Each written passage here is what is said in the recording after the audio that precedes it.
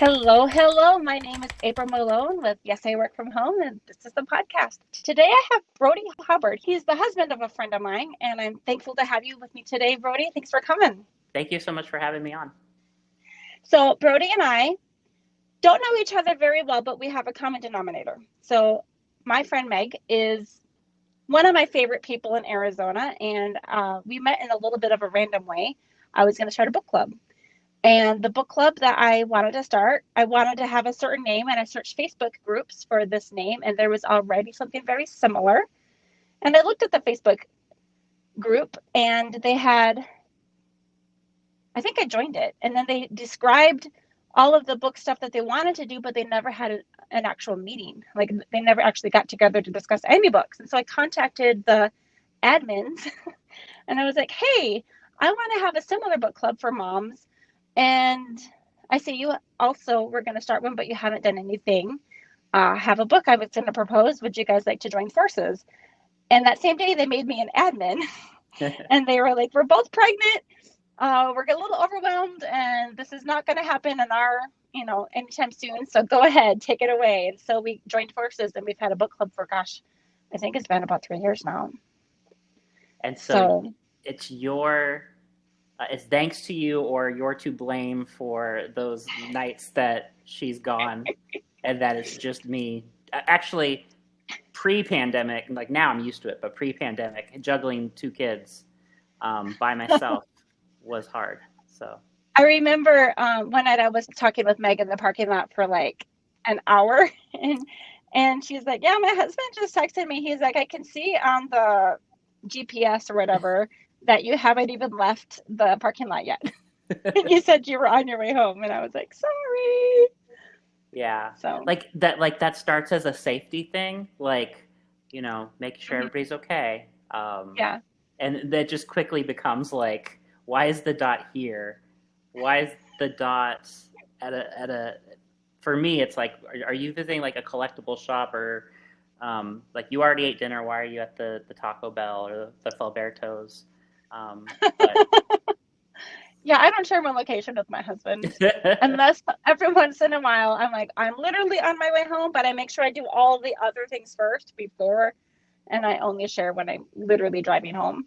Yeah. I mean, at this point, we hardly go anywhere, so it's I don't even remember the last time I looked at it, and it's like you're going to be in one of 2 places. You're like at the grocery store or at school, or for me, it's like the gas station, or like I still take the kids to the record store, the collectible shop, or whatever. And yeah, like our whole lives now are in a even tinier radius than they were before. Yeah. Right. So you mentioned school, and that's another connection that we have. We were bringing our kids to the school, and then all of a sudden a whole bunch of people from the book club were like, hey, by the way, we're also going to be at that school. And then your wife got a job at that same school. So we see each other often. Yeah. Which I love. It's like a double mom friend, because I know her from book club and also as a mom friend. Yeah. So, but let's talk about you. All right. I can talk about me. And I was just saying to Brodie before we started recording that I've only ever known of him as Brodie, but he actually told me that he has a name that he uses, and it's Hub. So it's like part of your last name, and it's turned into a thing. Yeah. So I did a lot of work. I did music actually in Phoenix for many years under my full name. And when I lived in Los Angeles, I was in a couple movies under my full name. I was doing like literary events and small press events, and then I took a break when I moved here. We moved back I was from Arizona. Meg's from California, and was moving to Arizona for the first time. And when we got back, first we got settled in. At some point we had a second child. I was kind of on hiatus. I was doing a couple little events here and there, but I was really involved in online stuff, just like with friends. And like I somehow, like you had your story about how you told me you became the admin of this book club. So I was in one of these like just silly posting groups, like meme groups and things like that. that got really huge, like 40,000 people. And as a moderator, I just became known as Hub. And, Right. and then I started doing like more online art and like digital, like it's not quite filmmaking because none of it was on film. It was experimental videos and things like that. Short storytelling and things like that. And I just put it down as Hub. And so that became kind of my moniker. And so when I started doing writing again and actually submitting for publishing, things like that, I just used that as my pen name, and it's stuck, and it's really easy. Did you ever have that in like high school or college? Did you go by Hub at a high school or college? No, I really just the first name, Brodie, which then there was a band by that name, so which is why I started to use my full name, and or my initials. I'd get booked under sometimes, but no, it just became just this abbreviation of my last name, and like funny, like it's like a simple word that's been around for centuries. It means wheel or center of wheel. And so I just feel like I can pull the focus on the actual work itself, and like it's like just like serial killers and big movie directors use all three names, and so I don't need to, and I'm not going to be in either of those categories, I don't think.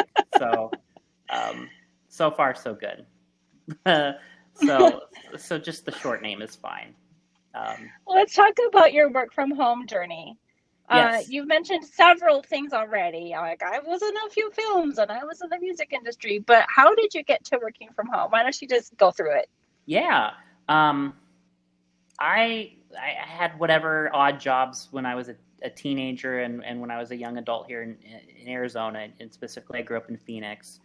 And like, not that they were bad jobs, it's just that there's nothing remarkable I could say about them where I didn't take anything from those jobs into other careers other than showing that I had the capability to work steadily. Like any job I was at, it was the office jobs mainly. I was at for 2, 3, 4 years. I showed that I was consistent work history. So I go to LA. I get a temp job at a big ad agency. Then I hop onto the company that produces The Real World, the reality show. I'm there for a few years. Hop over to Magical Elves, which did Top Chef. Hop over to Pilgrim Studios, which did like Shark Week and Ultimate Fighter and all these other shows. And like that's where I end up sticking around. All the while trying to break into like the writing side of things, ending up falling more in love with like the literary side, books and small press, than I do wanting to actually write for television or write for movies. I thought you were going to say falling in love with your wife. Oh, well, no, I did. That's the reason I moved to LA in the first place. I had never, okay. LA was like, so I was in Phoenix, and she was in the Bay Area. Like she ended up moving to LA for cinema makeup at Sunset Gower. I didn't know this. Yeah, and she actually worked on a couple projects. But so she moved to LA. I moved there shortly after to be with her, and like I had kind of wanted to be there anyway. I wanted to do television, and so we were both going to work in the industry, and so we stayed. But that's just not where our careers took us. I mean, I did work in television, but not on the creative side. I was on the post-production side. Okay. And she ended up going from working cinema makeup to trying to get jobs with agencies or try to get her foot in the door that way. Somebody liked her as like, hey, I like your personality. I see that in your work history you were a nanny. Will you be my family's nanny? And that became, the nanny family preschool likes you, so they're going to hire you to work at the preschool. And, flash forward now, her career's in education. Mm-hmm. So for me, all my jobs in television just ended up being in post-production side.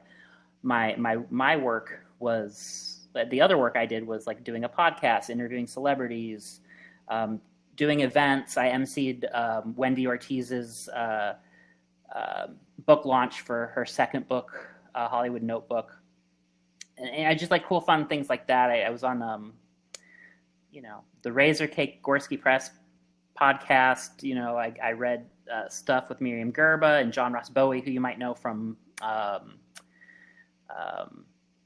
what was the Big Bang Theory? That was the show he was on. I'm a little bit not in tune with a lot of pop culture or LA that these names are rolling off because I don't know everything that you probably there's so much there. So yeah, I don't blame you. Like there's so many little niches, and there's also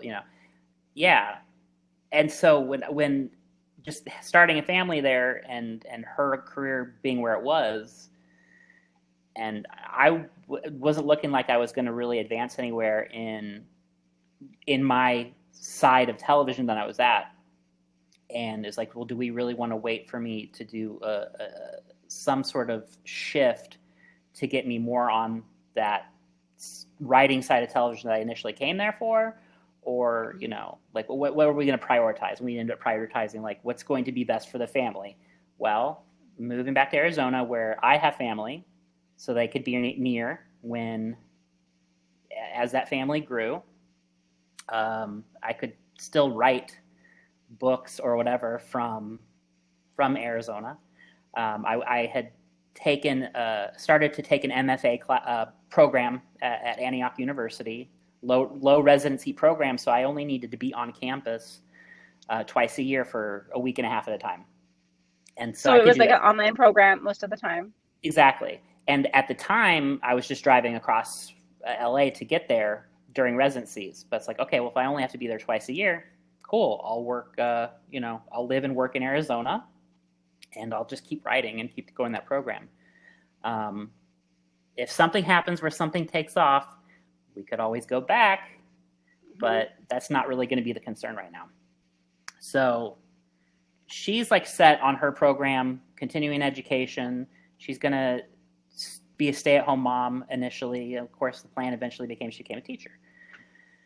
I am able to look back at the last 10 years in Los Angeles and what I did in post-production, come to Arizona. We have a burgeoning tech scene here, I guess, tech community. It's like the Silicon Valley of the Southwest. Really? And so, all these companies, all these startups. And so I was able to get a job at a startup and was there for a couple of years. The startup was acquired. The startup was acquired by a big company. I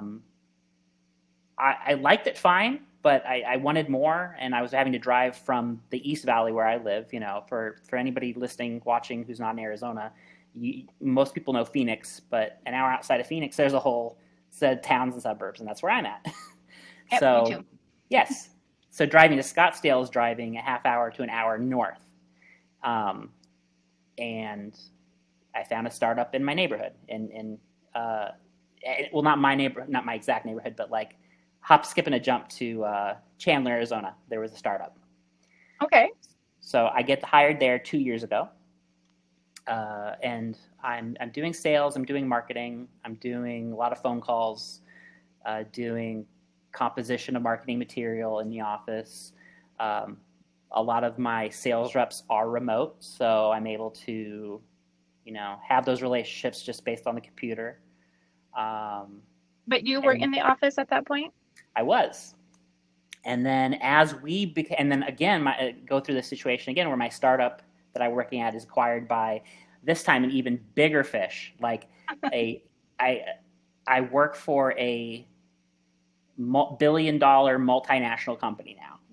Okay. And that acquisition takes place about a year ago, from when we're talking now. And literally the week that the acquisition happens, having gone through the last few months of news stories about the pandemic, we're finally at the point where they want everybody to stay home for a couple weeks, see how it pans out. A year later. A year later, I am a stay-at-home marketing and sales development rep and full-time at-home dad because my kids aren't back at school at this point. Yeah. And so that's the long story of how I got to this at-home position. I did some other at-home stuff too, but as far like teaching, online, you and I talked a little bit about that. We could talk about that now, but as far as like full-time gig, yes, this has been it. When I met your wife, she's like, yeah, my husband teaches English from home. And I was like, I just started doing that. But that was just a small blip on your radar, right? Like that was just a short-term thing. So I was in sales and I took some time off when the second baby came. Mm-hmm. And my company at that time had a great parental leave program. So I was good. But because I wasn't going to be actively selling, I was therefore not eligible for those bonuses, which made a big difference. The salary was great. The bonuses are better. And so I did Uber Eats, like delivering food. I did at the time, and I sincerely don't know if this is even really a thing anymore, but at the time, Bird was this scooter company, like where you go rent an electric scooter.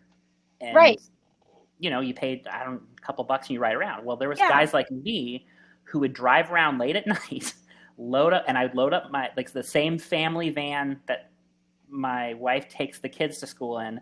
I would throw a bunch of scooters from around town into that van, bring it home, plug them in and charge them overnight.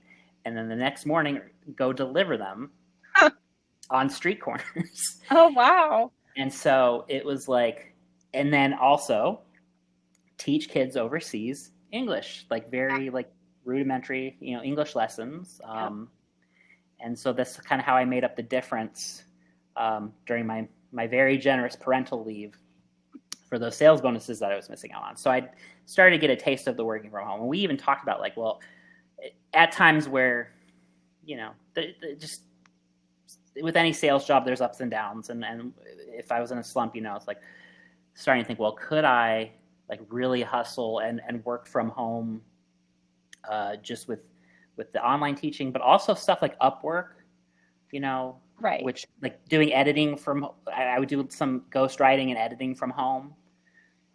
Which I know your wife also was really good at as well. Yeah. In fact, she might have found it first. I can't recall which one of us found it first. I think she did it. I know for sure she did it even more because she was still at home with the kids the whole time. So this was just supplementary income. But she was doing it a lot, and she told me about Upwork. Yeah. Yeah, and it's great. And I kind of started to imagine, could I make this a full-time thing? Mm-hmm. And for me, it was always that was the thing that I didn't like when I was in Los Angeles at first was I would take a lot of jobs. I liked working for one company better. I liked working where I knew, even if the TV series that I was going to work on changed from season to season, because they're never full year round, they're maybe, there's always a hiatus. Mm-hmm. The last gig I landed at, I showed up to the same office every day for 3 or 4 years, and I had a rotating group of series that I worked on and specials, but I always knew where I was going to be at. So it was something where it's I'm taking Upwork from different, freelance jobs, teaching whatever amount of kids, in whatever day with VIP Kid, for example, online teaching. And then whatever other gig economy, Uber Eats, Bird Scooter, not DoorDash, but one of the other Grubhub, but I can't even remember all the companies, but just and I know are familiar with this too. I think you've I'm sure talked about this on the show. You've tried a couple different things too. I think you and I at some point were parallel, if not at the same gigs at the same time. Yeah. Pretty close in proximity to each other, because I remember asking Meg about it, and comparing kind of experiences. Yeah, it can be a lot to juggle sometimes, even just trying to keep track of your own schedule so that you don't accidentally double book yourself, which exactly you have to be kind of regimented and scheduling, and I can only work these hours for this company, or I am gonna miss something or get confused or oversleep or all of the above. Yeah. And so I definitely, like, when parental leave was over and I was back at the office, that was great. But I also had gotten accustomed to being close to home with the newborn. And it wasn't long after, it was only 2.5 months after I got back from parental leave where I was like, yeah, I need to change this. I want to be closer to home. And so getting the job relatively in my neighborhood, I could even go home for lunch. I'm trying to think. I mean, like, I'm trying to remember the timing of it because I know there was some times my wife was teaching first, like, at a co-op preschool, and then at some point she did get employed by, like, an official school, I guess, like, not a parent-run school, but like a school. And so, but I mean, during the summer, whatever, everybody's home, and I could go home for lunch and see everybody. And I couldn't do that. I certainly could not have done that in Los Angeles when I was driving across town for jobs. And I couldn't do that when I was driving across Phoenix or Scottsdale. So, like, and I'm realizing in hindsight, talking to you, it's like everything has been this trajectory of trying to be closer to home and closer to my family, and having more access to them and letting them have more access to me. Mm-hmm. And, and not to jump the gun if this was something you were going to ask, but as far as, like, they keep saying, we thought it was going to be for a couple of weeks, and then it turned into months, and now it's been a year. And pretty much every meeting we have, they keep pushing when they're going to even start the conversation about whether or not people should come back. And they've realized, and I know this is true of a lot of Americans, they've realized that a lot of these jobs can be done from home, like permanently, with not a real loss of depending on how we're going to define productivity. Right.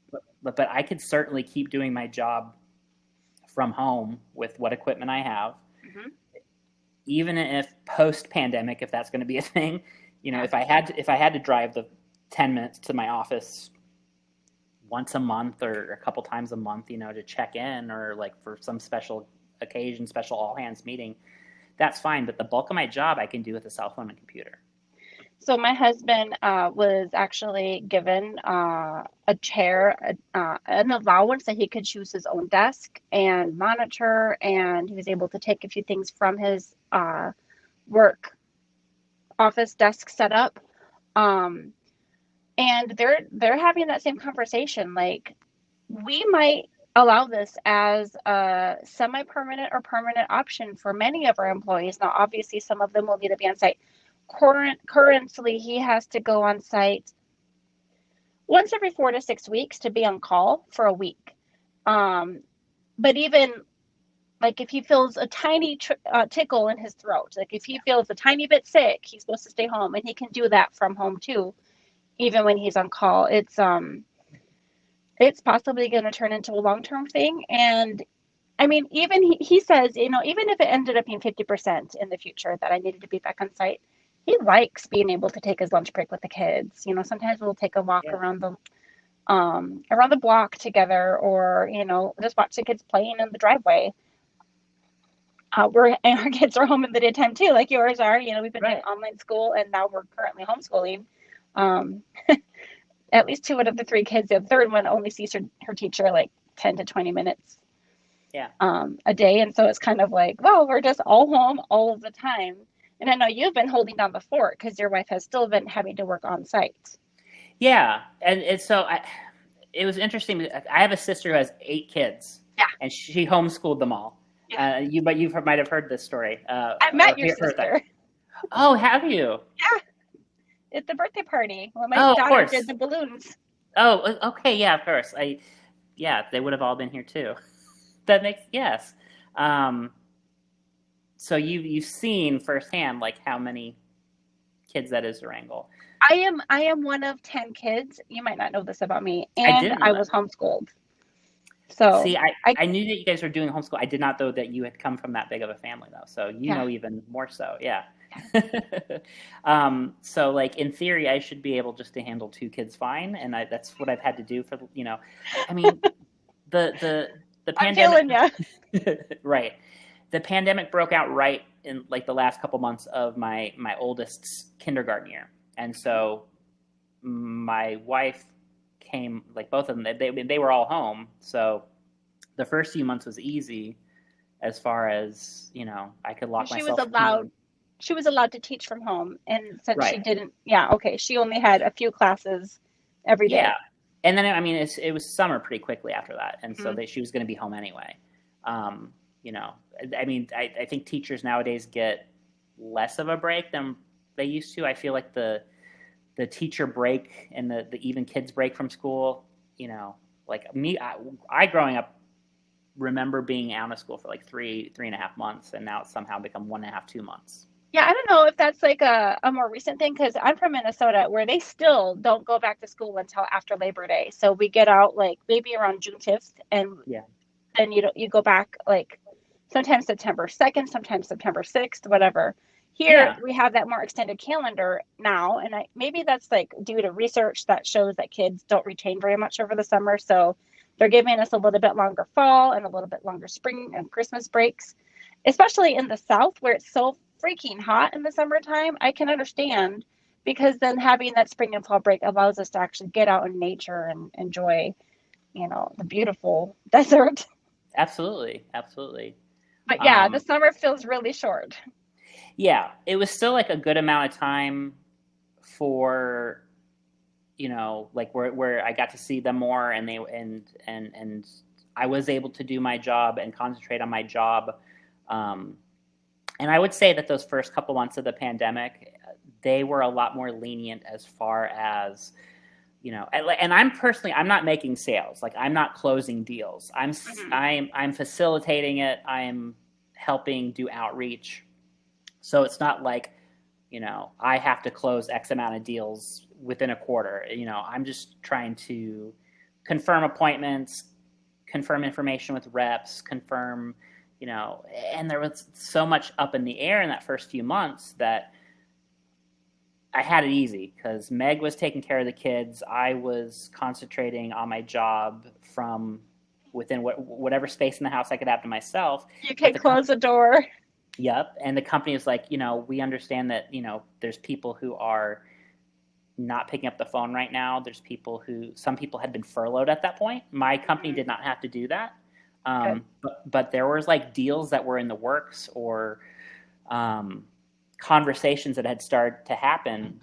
There's one company in particular, I won't name them, but like a huge company who I was so happy and lucky to find the right person, get the conversation started. And like, not only did the pandemic slow that down, my contact at that company got furloughed. And so that deal kind of evaporated. And to this day, like, I don't know if they got hired back, and I wouldn't know who to talk to. And at this point, that territory and that company belongs to a different group. And that was another thing. My company was being acquired right during the pandemic. So there was so much in the air. Like, everybody was really not taking it easy, but they were easy on each other. Like, they were understanding of each other, because now everybody was at home. And if they had kids, like, so many people are home with their kids, not only within our company, but other companies that we're a business to business company, B2B. Okay. What we offer, what we sell is from one company to another. So, like, people got it. Nobody was weird about it. If there was barking dogs or crying babies on either end of the line, like, or you were on a Zoom call and somebody's, in a t-shirt or Hawaiian shirt or whatever, like, nobody cared. Like, they got it. They understood. You're saying everything in past tense, and so I feel like you're going to get to now, and things aren't quite as flexible. But you have had to stay rather flexible.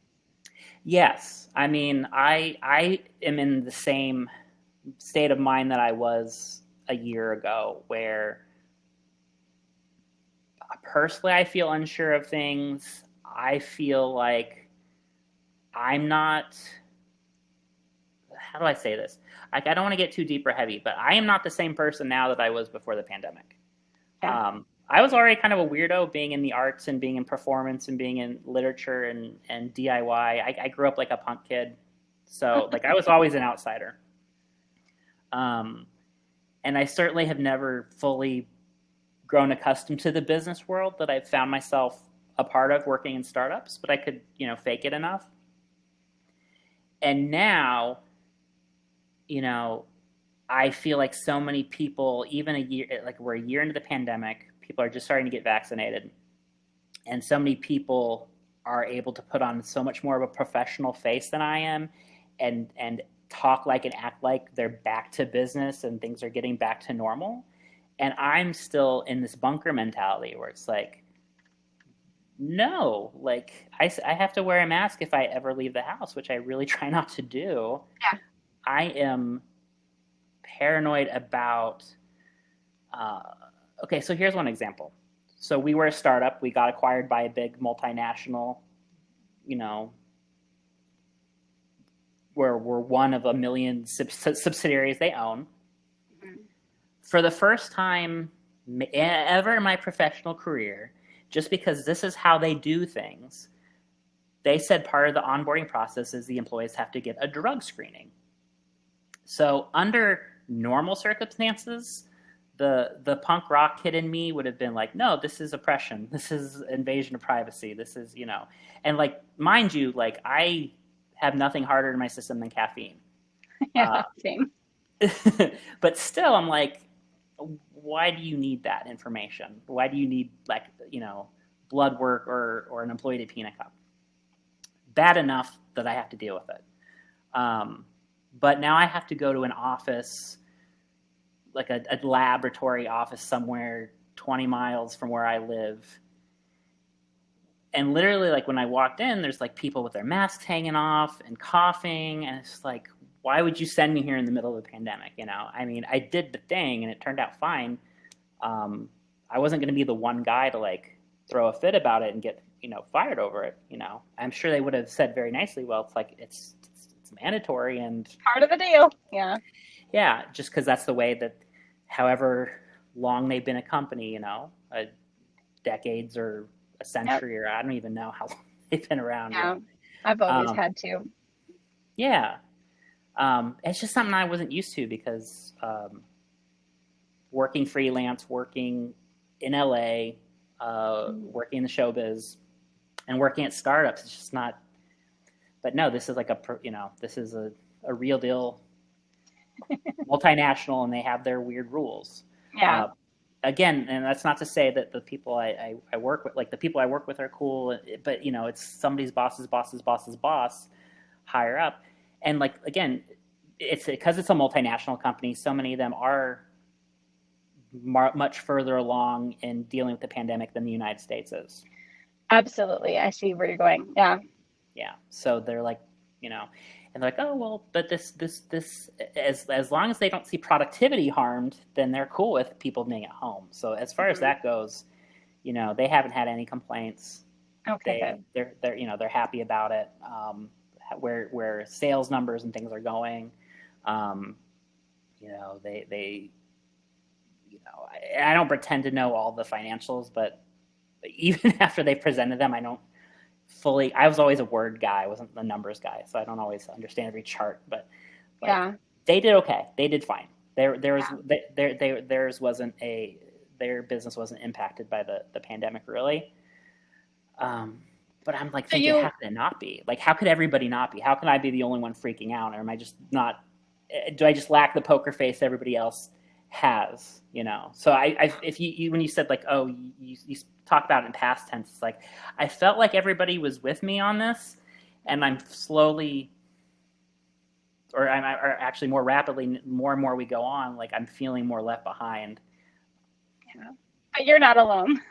I'm part of a few Facebook groups that are for people who are, still sticking to their bubble. And yeah, I see what you're saying. When you're working with people that are at very different levels for different reasons, not only their own personal reasons, but also just where their country's at. That is tricky.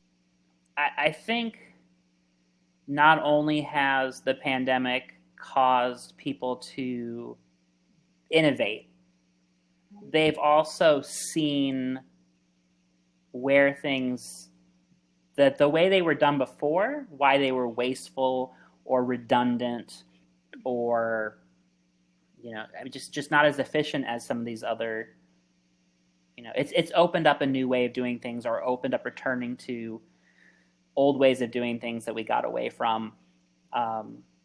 Gardening. Yep. Yeah, exactly. People started baking bread, got really wild about baking bread there for a while. Yeah. So. Well, I think in some ways the pandemic, I don't know the actual numbers, don't ask me, but people were already moving towards working from home in greater and greater numbers. And I feel like the pandemic has just pushed that. Yeah. Probably maybe 5 years even, just the number of people who started working from home and who want to continue working from home, who have actually experienced some of the positive sides of it. Now, obviously, some people were very uncomfortable, or their jobs were not cut out for working from home. Right. Some that are very heavily collaborative, to just shove everyone into the online space without, preparing or having all the tools in place. That's very difficult for some people, and they were clamoring to get back to the office. Yeah. Other people are like, wait a minute, I can see why this is nice. Yeah, it'll be interesting to see what happens to the workforce in the next 5 years. If people will end up wanting to go home or staying home, or wanting to go back or staying home.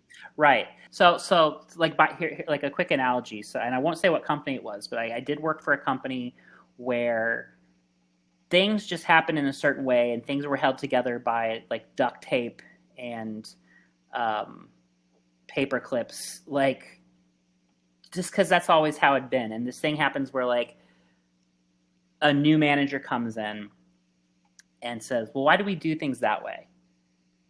Well, this is just always the way we've done it. And this manager's like, well, why don't we just pay for better equipment? Why don't we, spend a little bit more money in this area? Why don't we fix this procedure? Oh, well, so-and-so over in that corner office, this is the way they do it, and this is the form they make you fill out. And they were just like, no. We're not doing it that way just because that's the way it's been done. If we do it this way, we get the job done more efficiently, and people are happier in the office because it's not so much a pain anymore. And that's what has happened on this national level. Right now, we're in the stage where we're seeing it doesn't have to be held together by duct tape and paper clips. Yeah. I could have probably done any job for any startup that I've worked for the last 5 years from home this whole time. In fact, I know my people at my old company are all at home right now. Their company, the company that acquired the last startup I worked at, has sent everybody home from all the companies they own. They're at home for the year, and I'm pretty sure the company I work for now is going to push this out till the end of 2021. Yeah. And hey, I want to change. Oh, sorry. No, yeah, just think of them. Yeah. So you mentioned a few things that made me think about a few other things. So let's go back to, I want to talk about your schedule right now. Are you working a typical 8 to 5? I know you're not. I know that you have been able to switch your hours a little bit. Can you talk about why that was able, or why you were able to make that happen? Did you have to ask, or did they not care? So I am very lucky to work with a team who gets it.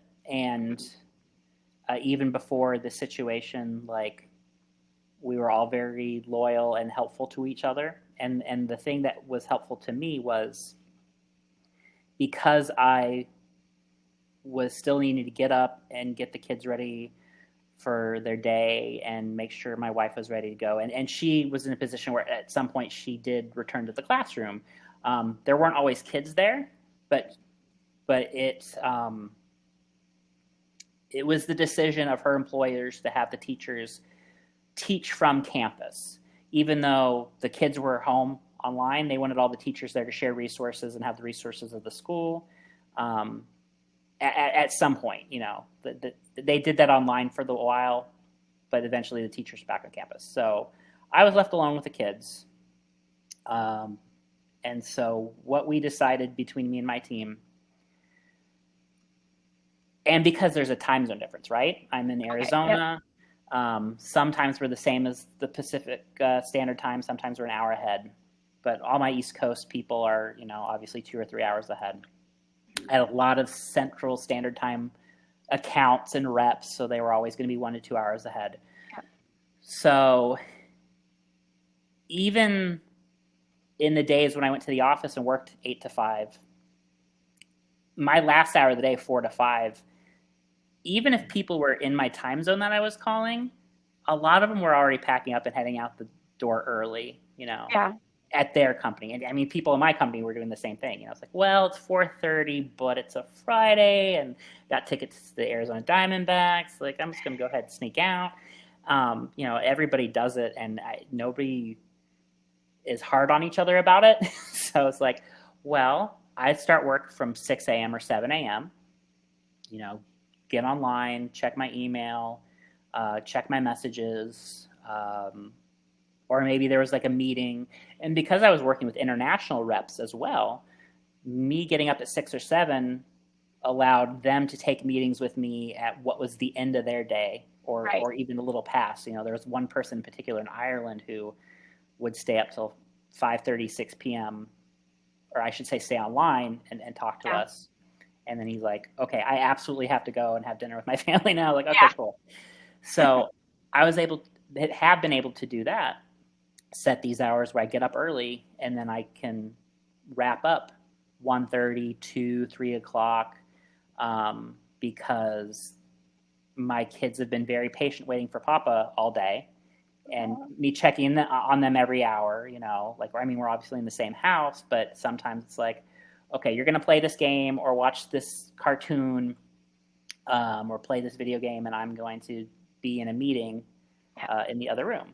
And so, I've been able to be flexible. They've been flexible with me. There are some times where I have to log back on at 3 o'clock, 3:30, stay for a meeting that's going to go to 4, and that's fine, because there's actually also a lot of days where I work shorter, more like 7:30 or 8 to 1:30 or 2, because like the kids need my attention. And so they're not making you like clock in and clock out. Are you able to work almost kind of like your own little split shift that you've created?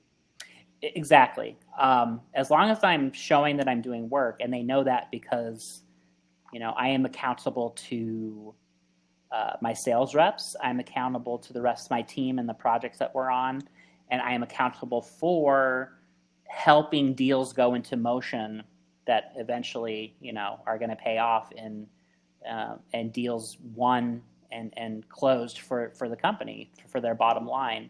And so they'd figure out very quickly if I was just, not logging on and not doing anything, Right. It'll be obvious. There's been days where I have been up with the kids. It was a hard night, and I don't get a lot of sleep, or I fall asleep very late, and I'm trying to sleep in at 7 o'clock, and I get the text at 7:01, like, hey, we have that meeting with Ireland today. Like, can you jump on, please? Like, it's happened once or twice, but like, again, everybody's very understanding, because they know that that's going to happen sometimes with the kids, like, where it's just like, yeah, he's kind of stretched thin right now. And so they've been very flexible. It sounds like you're almost kind of working like central time zone hours. Yeah. That's where a lot of my accounts were anyway. But I was calling on the East Coast for a long time. And so it was good to get up early and actually get them just as they were getting into their office. I work with people all across the country now. So, and that's something I have to time for, where like I'm up early, I'm ready. And it's like, oh, my to-do list is actually all West Coast, and they're all an hour behind me, and they're not even awake yet. So I guess I will just chill and get my coffee and make sure the kids spend a little more time with the kids this morning. So I know that is something that you're passionate about, and I'd like to give you a little space to talk about work-life balance. Now that you have embraced this for the past year, and you've decided that this is something that you might like to do longer term, if possible. Yeah, absolutely. Can you talk a little bit about how you feel balanced, or how you would recommend people achieve? I don't know if you can actually ever be balanced, but you can talk about it. How do you make it work? Yeah, so my priority, there was a time in my life where my priority was not my family. My priority was my projects. And it came to a point where like there was the sit down meeting with the boss at home, my wife. Like, you like, this isn't working. Like, just things aren't getting done the way they should. And like, your head is in these other things. And so, and that was another good reason to leave show business, leave television, because I would have had to sacrifice all of that, sacrifice even more family time to get ahead in that. That's just how it is there. You know, it's a younger person's game. If you don't have kids and aren't married, then you have all the time to devote to the job. And my priority was, became the family. So for me, it's like, what is going to serve the family? And so that helps me make decisions professionally as far as what job I take. And I was at my last company for 3 years. I've been at this company for 2. So I think there I did right. So you want to find a job that, and I don't mean make sure your bosses understand that your family is your priority. Like, I didn't even tell my employers that I had a wife and kids until I was on the job for like 2 or 3 months. Mm-hmm. It never came up. They didn't ask. I didn't think it was necessarily their business to share, but I don't know if they're allowed to ask, actually. Exactly. Yeah. It happened to be that I worked with really cool people. I became close to them. I became friends. And they're like, oh, so you have family. So now I'm talking about non-pandemic times. Now, during pandemic times, it's like you kind of have to be a little more upfront with your priorities, because it's like, okay, if we're going to change the total paradigm of how we're working, you have to know where everybody's at. And so I had to be very clear, like, hey, I'm going to be taking care of my kids from home, and my wife is going to be out of the home for her job.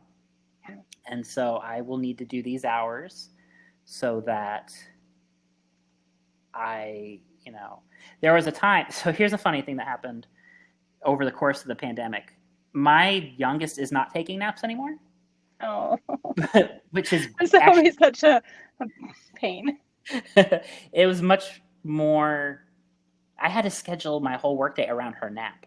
Okay. It was like, okay, I'm going to be completely offline and not available on Slack or on phone or in any way, shape, or form to anybody, because my son will be playing a video game in the room next to me, and I will be getting my daughter down to sleep and staying in the room for another half hour to make sure she stays asleep before I can sneak out and get back on the computer and hang out with my son. So like, everybody on my immediate team knew this. So like, if I was going to have suggestions for anybody, it's like, yeah, pick the job and pick the kind of workday that's going to work around whatever your goals may be. And in my case, it's family, and then creative stuff, which I can talk about in a minute. But then also make sure that your team members, if it's going to be any sort of solid, cohesive, cooperative team that gets along, like, I have a team member who sometimes has to go take care of their mom. It's like, okay, we get that. So you're going to be gone like early this day of the week for the rest of the day and unreachable. You're with your mom. We get it. Like, we're not going to be like, oh, they get to go away now. We still have to stay online and do this. Like, no, like, we get it. Mm-hmm. So as long as everybody in your direct management gets it and is flexible with you, but then you also have to be flexible with them, because they have needs too. And there might be, the project might have needs. Like, hey, you're going to have to log on one day, normally after you've logged off, and stay late, and you're staying late from home. It's like, okay, yeah, you're used to at 4:00 going and doing your own thing. It's like, well, it's one day you're not going to do that. Okay, cool. Yeah, I guess at some point there's going to be some people who are going to feel like they have to cover for others all the time. And I wonder if you can identify who those people are to kind of give them, that flexibility that they might want in return. Yeah. And I'm just very lucky because I have a small team. And so our needs were easy to fit around each other. I think the bigger the team gets, I'm sure maybe that could get a little messier. So are you saying that you were actually happy when your daughter stopped napping? Oh, yeah, absolutely. I'm happy when she stopped napping, because so my oldest, my boy, has been very good about, I don't want to call it being a babysitter, but kind of is, like he's kind of responsible for making sure that they're both okay, in that, I'm sure my wife would love me to have eyes on both of them every minute, but that's just not possible when I'm taking calls or I'm in Zoom meetings, with clients or prospects or whatever. So like there has to be some trust there that like, okay, well, maybe you guys are going to play in the backyard and I'll sit here in the living room with the door open and the blinds open so I can see you playing and know that you're okay. But like, I also have to be on this call. That's the other thing. So there's been a lot of talk about having the camera on or off on all these new, teleconferences, Zoom calls that people are having. And I think there's bosses out there who are actually like, oh, we expect you to be camera ready. And I feel like even like my boss's boss at the beginning of the pandemic said that, like, hey, everybody, I want you to be camera ready. Mm-hmm. And that's kind of gone away because some of us aren't even like taking showers or getting dressed every day. Right. So I am used to being on camera because of the nature of teaching English. And so I'm comfortable on camera, but it is kind of a pain in the neck. Like if I'm going to, like, for instance, record an interview like this, I was still wearing a t-shirt, from whatever last night. Yeah. And have to like get ready. My husband, his team, I don't know if Amy, but actually I think I did see a camera on earlier today and I was like surprised because usually all I ever see, is a whole panel of people's, like, what would you call that? Their like company photo. Yeah, exactly. They're headshots or some sort of avatar. And they just know each other's voices. Yeah. I think the first time I realized like it wasn't going to have to be that way is like when one of my bosses was just like, hey, I didn't do my hair this morning and I just didn't feel like doing a full face of makeup and like I'm just going to keep the camera off, guys. And like I was like, yeah, of course. Like we wouldn't. It's fine, Yeah. When I have like a baby in her diaper running around, like it could be a privacy issue for your family too. Yeah.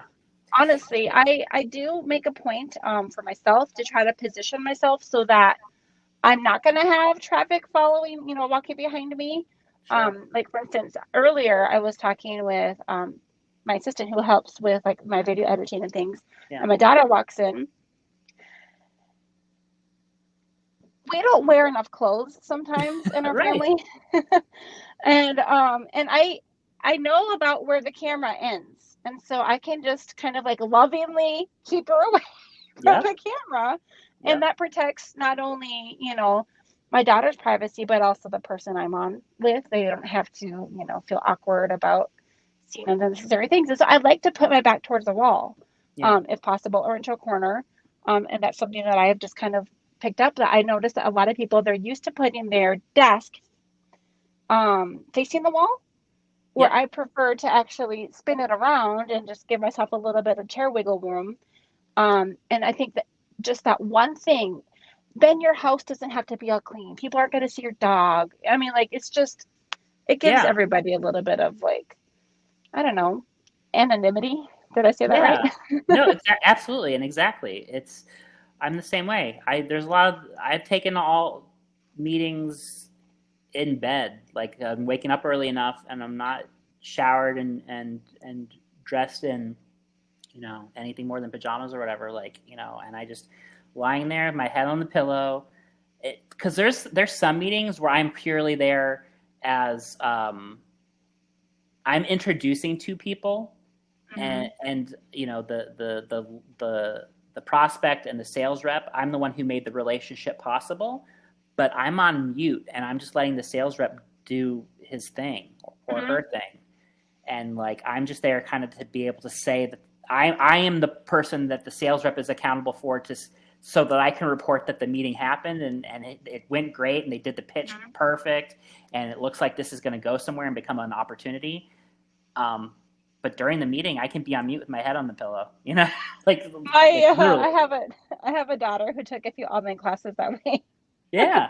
I just hand her computer on her bed and I'd be like, your teacher doesn't need you to turn your camera on, right? Yeah. So I'm sorry. I probably shouldn't call her out on that. But no, there are some days that it's like, and those were kind of meet and greet mornings. They would have about 40, or I would say about 20 minutes of just, casual chit chat. And it wasn't like a big lesson or anything at that point. And I'm like, Fine by me, girl. At least Yeah. you're there.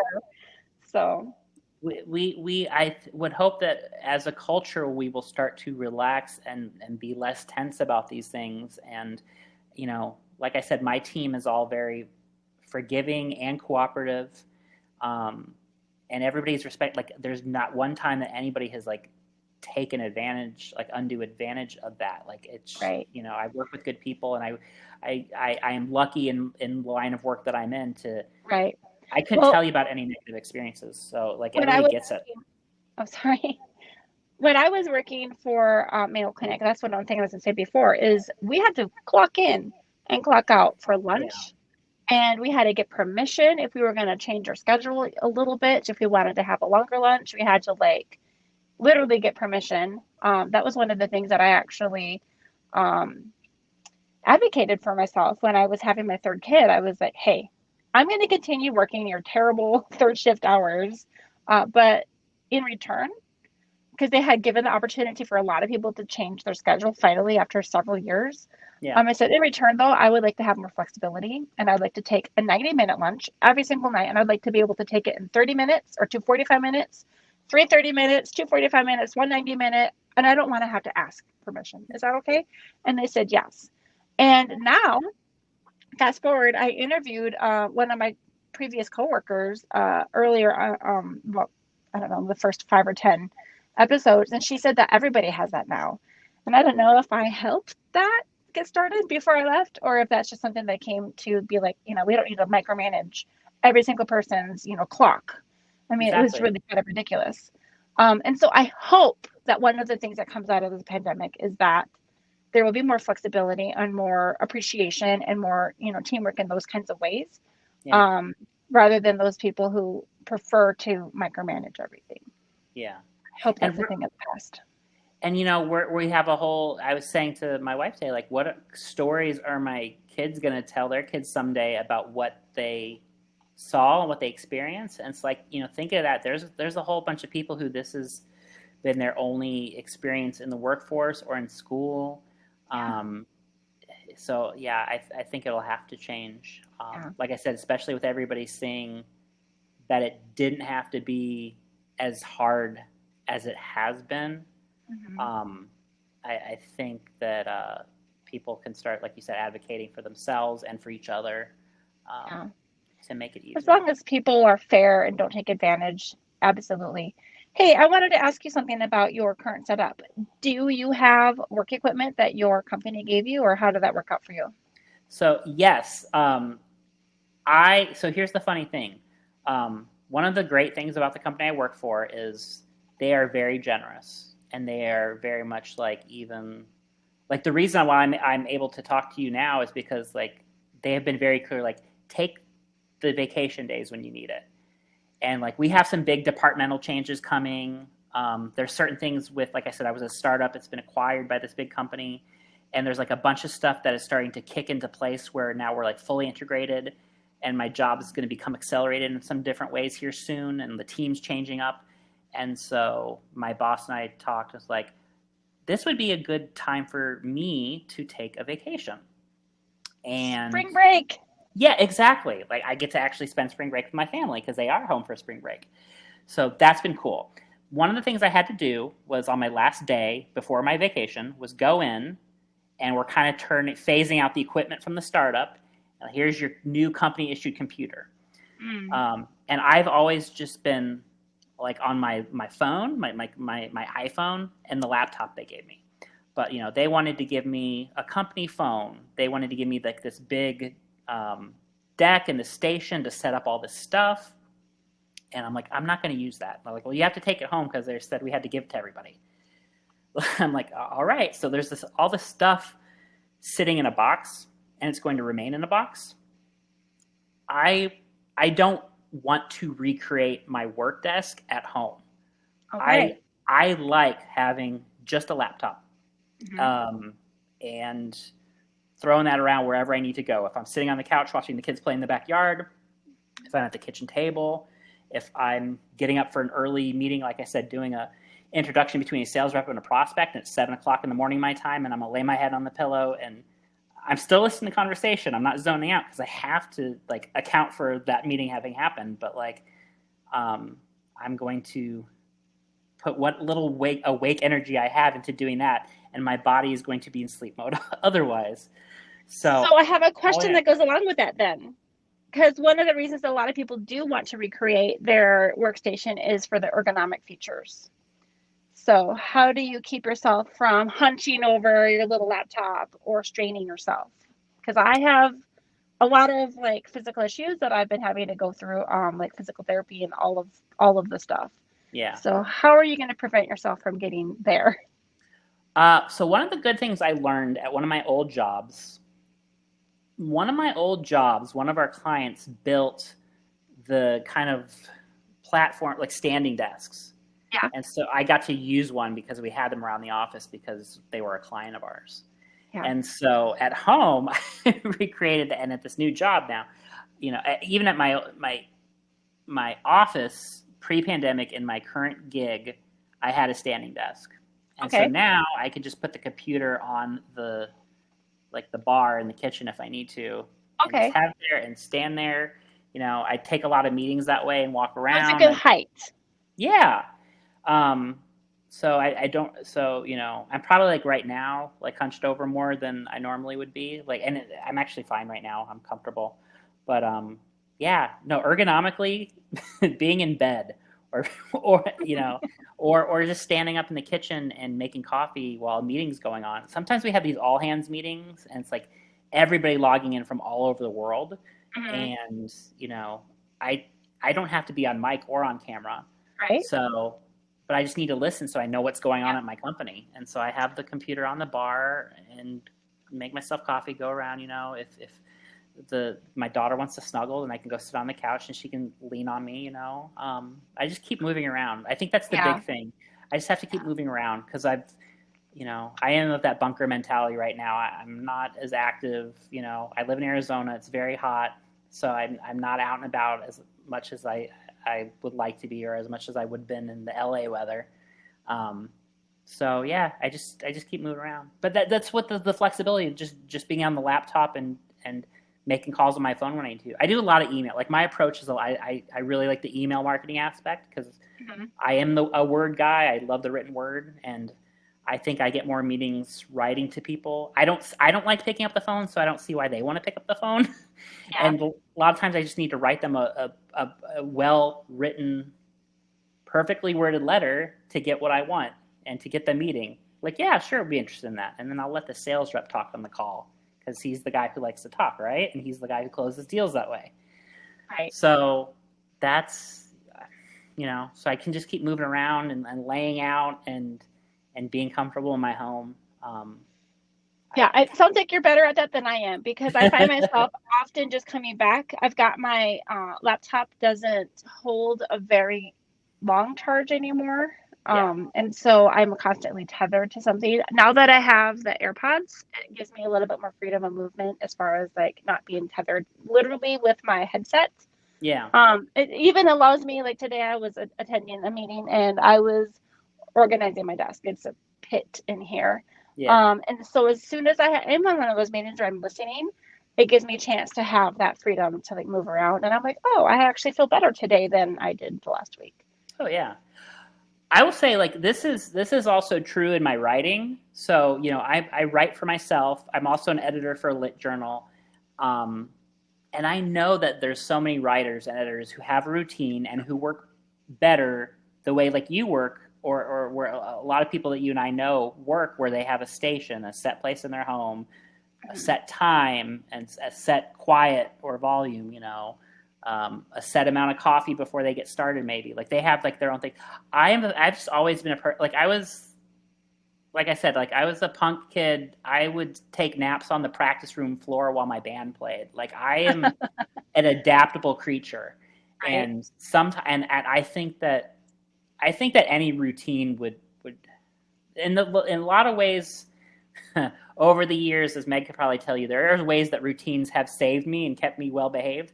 But as far as like creatively or like doing my best work, I don't think that routine is necessarily it for me. I think it's adapting to how I feel that day. And Right. just, And I can relate with that on both levels. I have pulled a lot of overnighters. I have pulled a lot of overnighters. I can't say it right. yeah, In my day, because at some point, you hit your creative stream and you're just like, I gotta just capitalize on this right now.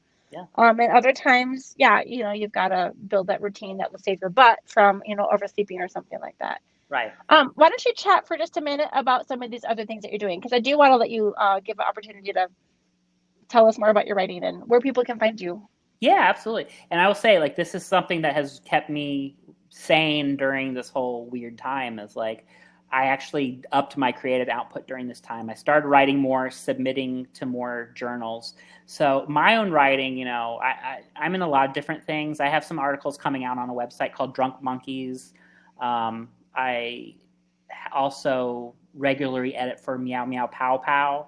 Both of those websites are literary journals. And in the case of Drunk Monkeys, who I just submit writing for, very pop culture oriented. All my stuff has been about TV shows and things like that.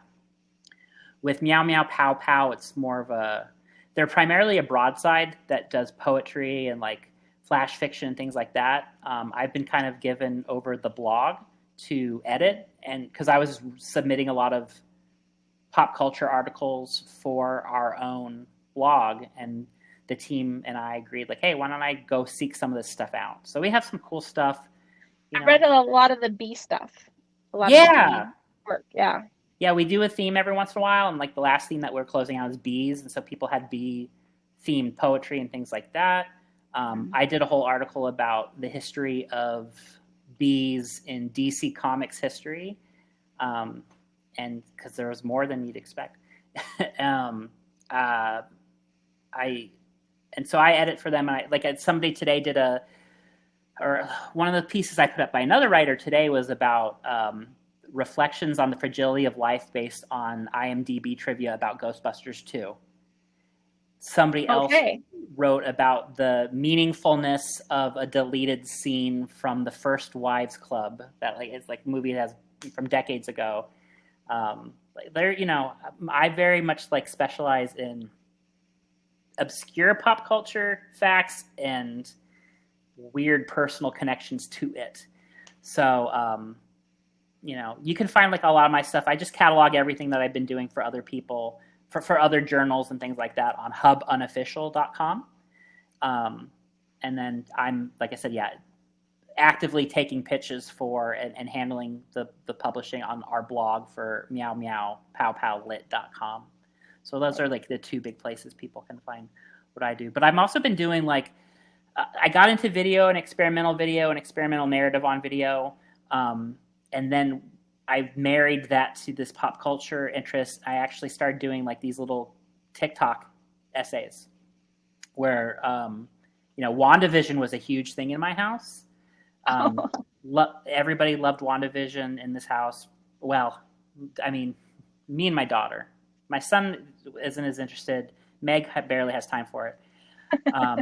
Without any spoilers, the show is about looking back at old sitcoms. In part, partially it's about looking back at old sitcoms. There was a big Munsters reference they made. I discovered I was like, oh, well, I showed my youngest. I'm like, let me show you the show that they were talking about, what this was kind of making fun of. And I wanted to show her the Munsters theme.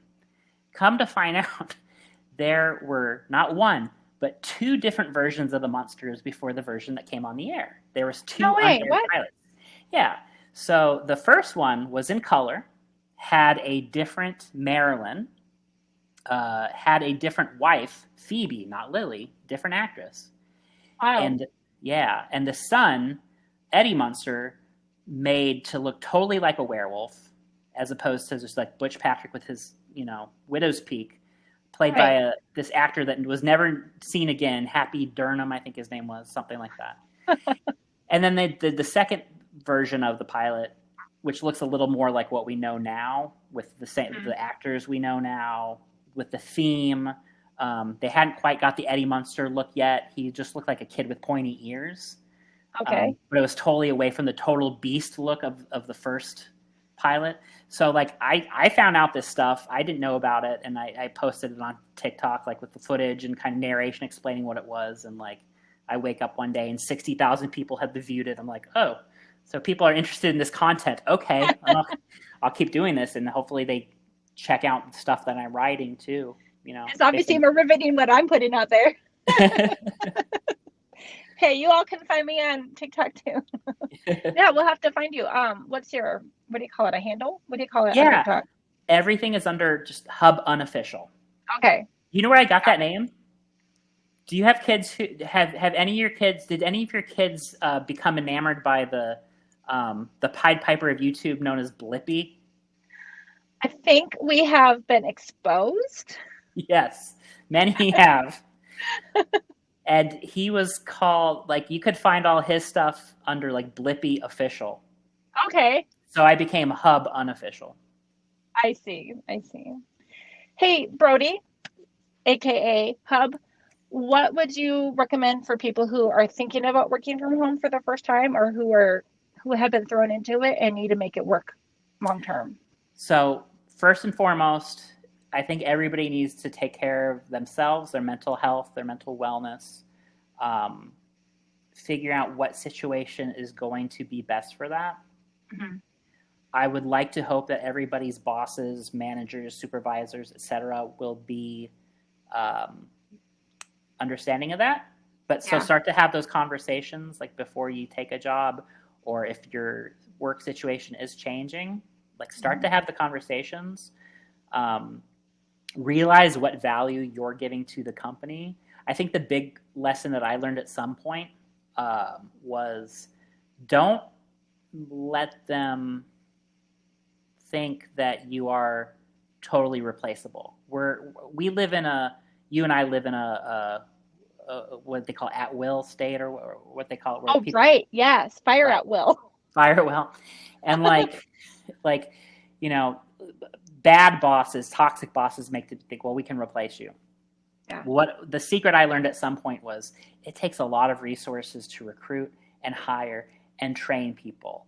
Yeah. That's why if any of us have ever had like a bad coworker, like there's a reason that, barring like totally blatant, gross, illegal behavior, like sometimes a bad employee is not going to be cut loose because they're producing something and it's going to take so much more resources and time to replace them. So you, as a good employee, like, hey, I'm able to do this and I'm able to produce at this level if I can have these conditions at home, and this is how we can make it work. And so once you're at the point where you're taking care of yourself and what's going to work for you, and whether it's your family or your creative pursuits or both, then you also have to be, it's not a vacation. It's not, you're not going to get to be lazy. You're not going to be, I'm not accusing anybody of being lazy, but, but just understand it's not going to be like, when I joke around about like laying in bed, I couldn't get away with that all day for every situation. Like you can make yourself comfortable at home, but to the benefit of actually being productive in your job. Like the comfort level is so that same thing at work. You can't work in an office if your chair is not comfortable. So make sure you're pulling your weight. Yes. But pull your weight, be reasonable with your expectations, but make sure that they're not, there's the thing it's like, oh, well, if you're at home, then you're just going to be on call all the time. Like, no, you still have to, if whether you're getting off at 3 or 4 or 5, or making your own hours, you have to cut the cord at some point. Like there can be exceptions, but like make the rule that like you have the lines really defined and that you're really, and when you're on, like, I don't stop everything. As much as I would love to be the perfect father and drop everything because my kid wants to show me a drawing that he made, like I sometimes feel like, hey kid, I'm really happy and excited to watch that. It's going to have to wait till after I'm done talking to these people in this meeting. Yeah. So, it's just I've actually had a signal for my kids, and I'll say, if you ever knock on my door one time and I don't say anything, I want you to know that I love you and I can't wait to see you. Or if my door is cracked and you can see me and I put my hand up where other people can't see it, but you can see it, that means I love you. I know that you're there. I can't wait to talk to you, but I have to finish this thing first. And they know that, if it was a true emergency, actually, if my husband and I are ever in meetings at the same time, we always let them know first which parent is the one that they could interrupt if there was an emergency. Yeah. And I mean, it's the same as if you're going to be in an office all day. Like, there's going to be times where you have to get called by the family to leave the office. Yeah.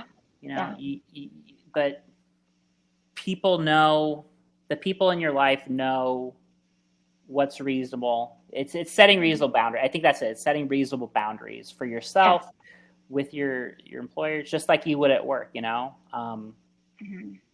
I once had somebody in an office job yell at me about something that they were unhappy with, and I was like at my desk eating lunch, and I was like, I'm at lunch. Like, you shouldn't yell at me when I'm on the clock either, but you especially have no right to be yelling at me while I'm just trying to like eat my lunch. This was I should say this should be obvious that this was a job in TV, because this. I mean, just quick aside, that was another part of adjusting to like startup life and professional life and office life, was I realized how like insane my time in TV was. It was a totally different thing. But then again, I've heard some pretty insane stories from people who've worked in office environments too. Oh yeah. I worked in a hospital, and like there was a doctor that would just yelled, and I think he even swore at I can't remember if it was a nurse. It might have been, but back in the day, there was some things that they could get by with, and that doctor got fired. Good. I think that times are changing, and thank God. Yeah. Right? Yeah. And I think that's, that's something that we all, like I said, as a society, we have to start being, the boundaries that we draw have to be better for us and be with us and with the worker in mind, Right. It's not always about the employers. Well, thank you, Brodie. I think this is good. Shall we? Yes, April. I really appreciate it. Yeah, well, this has been so fun and a lot of interesting perspective. And yeah. All right. Well, this is April Malone with Brodie Hubbard, and this is Yes, I Work From Home. And thank you. We'll see you next time. Bye, everybody. Thank you so much. Take care. Bye-bye.